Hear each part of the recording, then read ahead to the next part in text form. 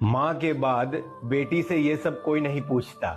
माँ है तो कहती है तुझे कितने दिन हो गए, कब आएगी तू। माँ है तो कहती है तू ठीक तो है ना, देख मुझसे झूठ मत बोलना। माँ है तो कहती है इस बार दामाद को मेरी तरफ से कपड़े दिला देना।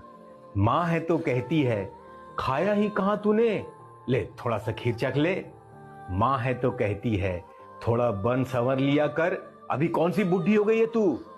माँ है तो कहती है बस इतने ही दिन रहेगी, थोड़े दिन और रुक जा, फिर पता नहीं कब आएगी तू।